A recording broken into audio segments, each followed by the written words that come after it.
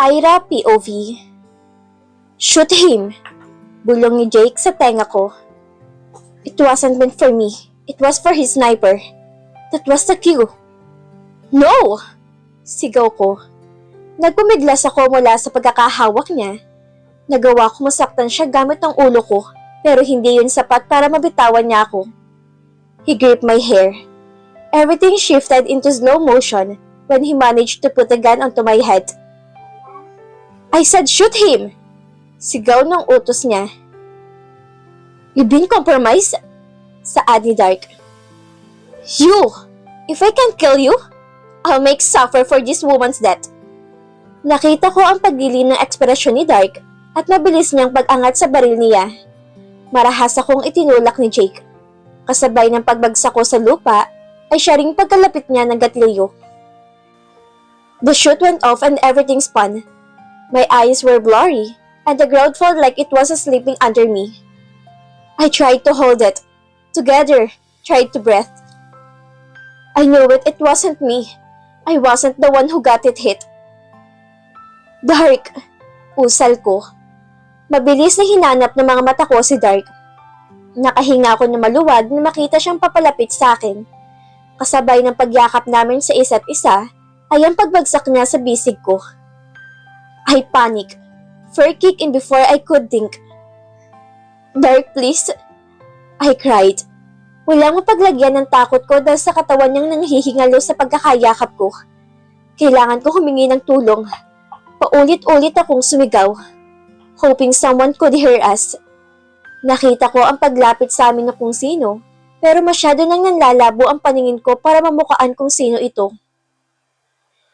Game over! Saad ito.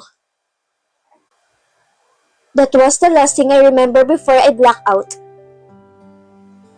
Dark! Sigaw ko nang mapabalikwas ako mula sa pagkakahiga. Kaagad ko siyang hinanap sa apat na sulok ng kwartong kinalalagyan ko, pero bigo akong makita siya. Tinanggal ko ang IV na nasa kamay ko at dali-daling lumabas ng kwarto. Isa itong hospital. Kahit pa paano yung nakahinga ako na maluwag. Ibig sabihin, ay nalapatan din ng kaagarang luna si Dark. I need to find him and make sure he's fine. Napahawak ako sa pader nang umikot ang paningin ko. Handa na akong bumagsak sa sahig nang may sumalo sa akin. Tuluyan nang tumulo ang luha ko na makita kung sino ito. Dark? Usal ko. Why did you get up? Napakapit ako sa batok niya nang buhatin niya ako at muling ipasok sa kwarto.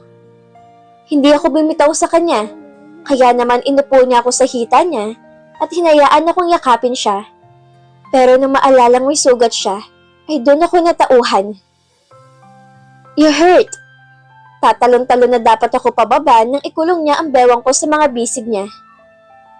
Wala ito. Anong wala? You were shot. Tsaka, bakit kung saan-saan ka pumupunta? Dapat sa'yo nagpapahinga. Sermon sa kanya na ikinatawa niya. I'm fine. Paninigurado niya sa akin. Sinamaan ko siya ng tingin. Iniangat ko ang suot niyang t-shirt at doon ko nakita ang tama niya sa tiyan. You're bleeding! Sigaw ko na makitang may dugo ang benda niya. Tatawag ako ng doktor. Dark, bitaw! He didn't let me go. Hey, don't cry. Hindi ako mapapatay dahil lang dito. Malayo pa to sa bituka. Pinunasan niya ang mukha kong basa na ng luha. He even kissed my eyes to stop me from crying. Pero mas lalo lang akong naiyak. Akala ko, iniwan mo na ako. Haguluhol ko. I didn't miss. May bullet tore through his head. Nagawa niyang sugatan ako pero bigo siyang patayin ako. It's over now, baby. He assured me. Paanong iba ng tauhan? They didn't make it out alive, but I spared one life. Bago ka pa man matanong kung sinong tinutukoy niya, ay bumukas ang pinto ng kwarto at inilawanan si Lito. Kasama si Elliot? Anong ginagawa niya rito? He's my informant. Gaano nakatagal? Months ago. Mga bossing, masaya ako makita kayong nagtas at humihinga. Pahayag ni Lito. Umiiyak ka ba? Kunot noong tanong ko kay Lito na kaagad namang tumalikod sa amin at nagbonos ng luha niya. What do you want? Ang kulit kasi ng bungo ng isang tubos. Gusto ka raw niyang makausap. Sagot ni Lito. What happens now? Jake is gone, but he left behind his legacy, his granddaughter. Bumaling sa akin si Dark. Para bang binabasa niya ang nasa isip ko. Alam niya kung gaano ka-importante sa akin si Bella, kaya tiwala ako sa magiging desisyon niya. She's no longer a Burton. From now on, Bella is my daughter. Our daughter. Wow! Dito na ako! Excited na pahayag ni Lito. Oh, tara na partner, number 2. Tapos ng problema mo. Inakbayan ni Lito si Elliot na kaagad namang inalis nito. Pero, halata ang pagtutol ni Elliot sa desisyon ni Dark. Think it through before you decide. Buhay man totoong ama ng bata, at kapag nalaman niya kung kanino napunta ang bata ay, my decision is final. Madiing pahayag ni Dark. Nang maiwan kaming dalawa ni Dark, ay wala na mapaglagyan ng saya ko.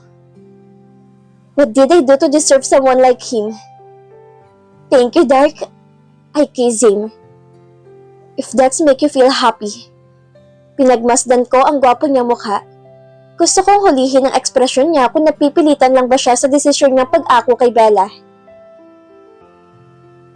Hindi ako napipilitan kung yun ang gusto mong malaman.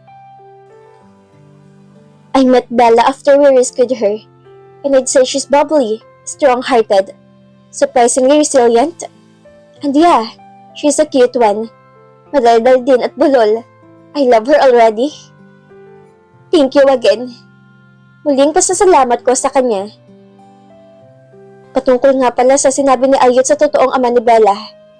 Katulad ni Jake, demonyo rin ng isang yon. He's a drug lord. He's no father. Don't worry about him. If she decides to come to our daughter, I won't let him take her from us. Our daughter. Ang sarap pakinggan kapag nagmumula sa kanya. Mama! Usal ko na makita si Mama Stella.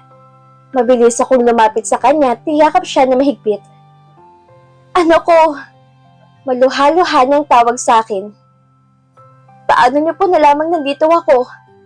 Tanong ko sa kanya. Sinabi sa amin ng asawa mo. Kamusta na po kayo? Maayos na naging buhay namin, nak. At sobrang pasasalamat namin dahil sa tulong ng asawa mo. Patawarin mo ako, anak. Masyado ako nagpadala sa emosyon ko noon. Hindi ako naniniwalang magagawa mo yun. Pero dahil sa kahiyang nadala niyo sa pamilya, ay mas pinili kong tumakbo at magtago. Dapat hinanap kita. Dapat sinuportahan kita. Patawarin mo ko kung pinasan mong lahat ng problema na mag-isa. Nakaraan na yun, Mama. Masaya na ako ngayon kasama si Dark. Pahayag ko, saka ko siya muling hinakap. Nasaan nga po pala si Annalyn at Maricel? May kanya-kanya ng pamilyang dalawang yun? Sa ngayon, inihiya silang harapin ka. Pero pinapasabi nilang bibisita sila sa iyo sa susunod. Si Papa. Patay na siya. Po? Ano pong nangyari? Malubhan naging sakit niya 3 taon ang nakakalipas. Patawarin mo rin sana ang Papa mo sa lahat ng mga masasamang pakikitungo niya sa iyo noon. Kahit kailan, ay hindi po ako nagtanim ng sama ng loob sa kanya. Minahal ko po siya katulad ng pagmamahal ko sa iyo. Sa inyong lahat. We spent some time catching up with each other. Marami akong na-miss na mga kaganapan sa buhay nila. Pero ngayong abot kamay ko na ulit sila, ay sisiguraduhin ko makakabawi kami sa isa't isa. Ginawa po yun ni Dark? Kulat na tanong ko kay Mama Stella. Nang ikwento niya mga tulong na ibinigay sa kanila ni Dark. Mula sa bahay na ibinigay nito at pagtulong sa hospital bills ni Papa Ramil, ay hindi nakalimot si Dark sa kanila. Nagkamali ako sa batang yun. Patawarin mo ako kung noon ay hindi ako boto sa kanya. Sa mga lumipas na taon, kahit wala ka na sa poder namin, ay pinatunayan niya pa rin ang pagmamahal niya sa iyo. Lihim akong napangiti. Para mas lalo ata akong nahulog sa asawa ko. Pagpasok ko sa kondo, ay kaagad na sumalubong sa akin si Bella. Isang mahigpit na yakap ang binigay niya na kaagad ko namang ginantihan. Ang bango naman ng baby na yan. Pinanggigilan ko ang leeg niya na nagpahagikik sa kanya. Nay! Tawag ko kay Nanay Inday na masayang nakangiti habang pinagmamasdan kami ni Bella. Naalala kong paalam niya sa akin nung huling bisita niya sa akin sa hospital. Gusto niyang umuwi muna sa probinsya at makita ang pamilya niya. Sa halos 30 years niyang pangangamuhan sa Borton, ay ngayon lang siya nakakuha ng pagkakataon para makauwi. Masaya ako para sa kanya. Bukas pa rin ang bahay para sa kanya kung sakaling gusto niyang bumalik sa amin ni Bella. Nay, luto siya, yum-yum. May baby bimp. Halina kayo at kumain. Siya nga pala, nasaan ang asawa mo? Tanong ni Nanay. Hindi na po siya umakyat dito. May bigla ang meeting po kasi siya. Hinatid lang ako ni Dark sa baba at umalis din kaagad.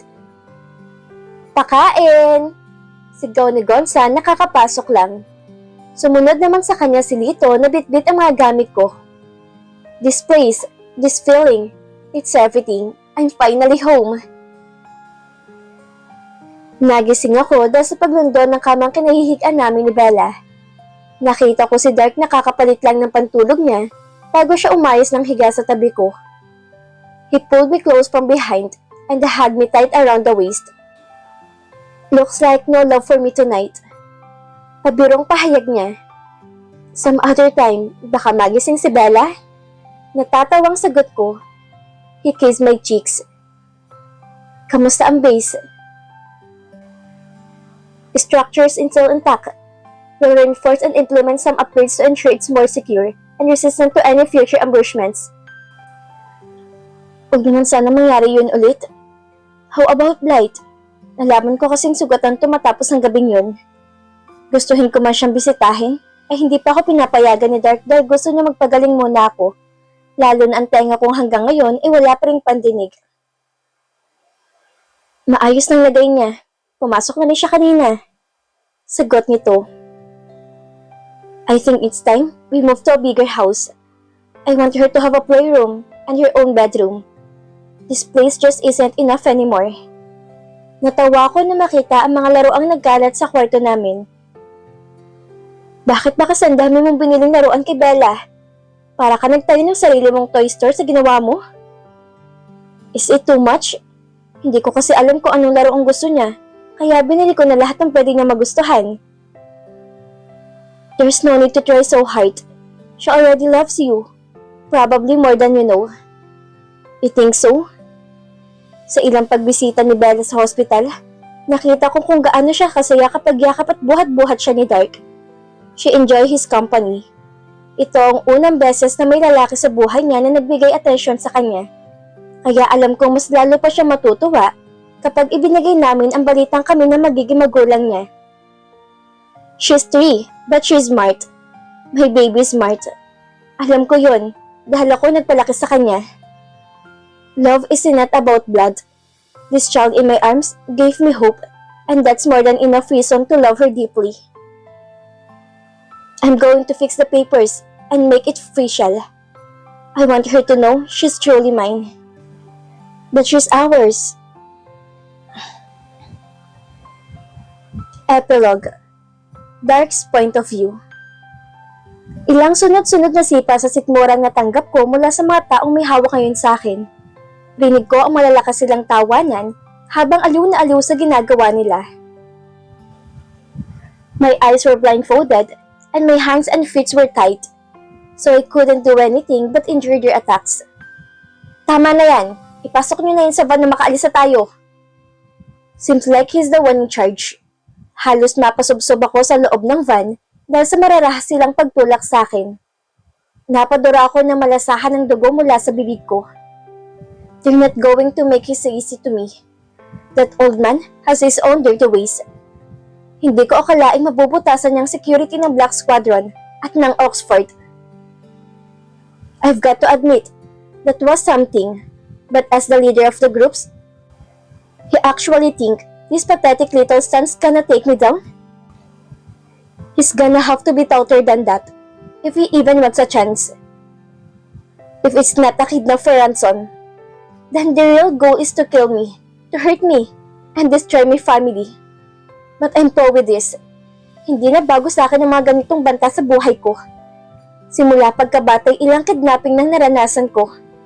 Sa tansya ko, ay umabot ng halos 5 oras ang naging biyahe namin.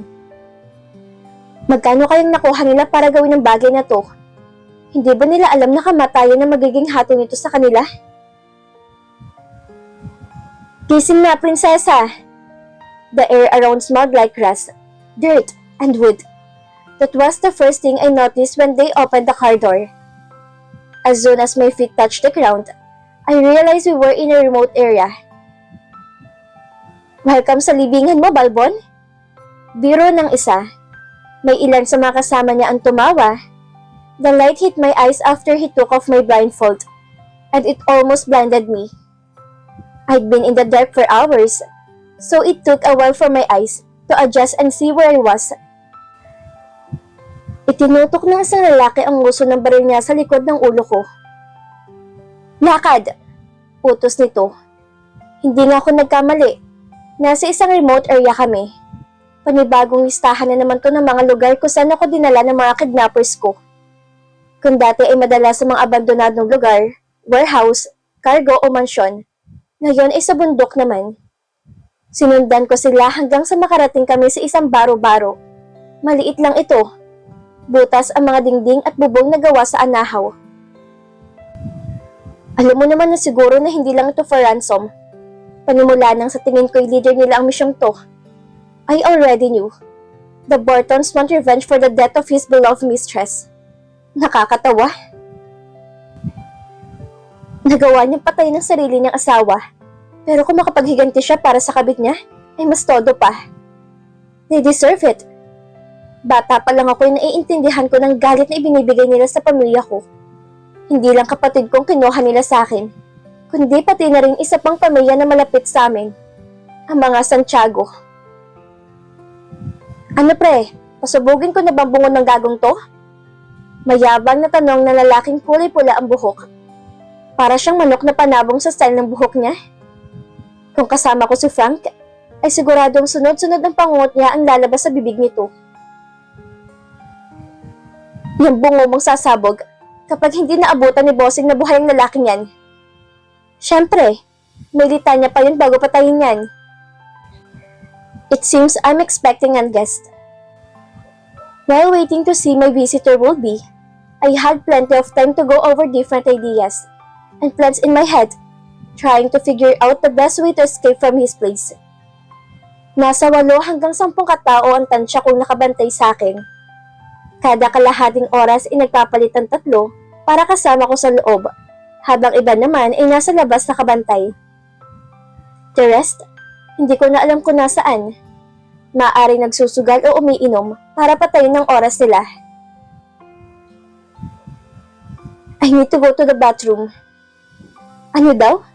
Bathroom daw. Simpleng English lang, hindi mo ba maintindihan? Hoy, tigil-tigilan mo nga kami sa kaka-English mo.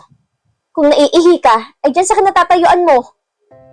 Winarningan na kami tungkol sa'yo, kaya hindi mo na kami madadala sa mga pagayaan mo. Compared to the other two, the guy seems smarter and definitely not someone who would be easy fooled. I thought I could still use the trick, but it looks like I underestimated this one. Ilang segundo lang ang nawala ng tingnan nila sa akin, at bago nila muling ibalik ang atensyon sa akin, ay kailangan magawa ko na kinakailangan. I was born into this hell and trained to survive it. I've been through worse, this doesn't even stretch me anymore. I've waited. May kung ano silang pinagbubulungan, kaya naman kinuha kong pagkakataong yun para kunin sa relo ko ang plain blade na nakatago rito. I customized this wristwatch. Lahat ng miyembro ng Black Squadron ay mayroon nito. Ito rin ang naging identification ng grupong pinamamalaan ko. Aside from the pin blade that could help us get free from handcuff and tie, it also had a tracking device. But mine got busted last night, so it stopped working. The only thing I've got left is this small pin blade. It's my only way to get out of these tight ropes. Malapit na raw si Bossing. Balita ng lalaking kakapasok lang. Salamat naman. Lumabas ang dalawa, kaya naman naiwan sa akin ng isa pang bantay. Anong ginagawa mo? Tanong nito na mapansin ang paggalaw ng braso ko. Hinablot niya ang kwelyo ko at malakas akong itinulak sa pader. Napadaing ako dahil sa pagtama ng ulo ko. Anong nakakatawa? Iniangat ko ang tingin sa kanya bago itusok ang pin blade sa lieg niya. Sinadya kong targetin ang ugat niya na kaagad na bumawi sa buhay niya 3 minutes. No! 1 minute before someone got her. Dumaan ako sa likurang bahagi ng bahay. 2 bantay pang hinarap ko at sinigurado kong hindi ako makakagawa ng ingay. I targeted their neck. I silent that for them.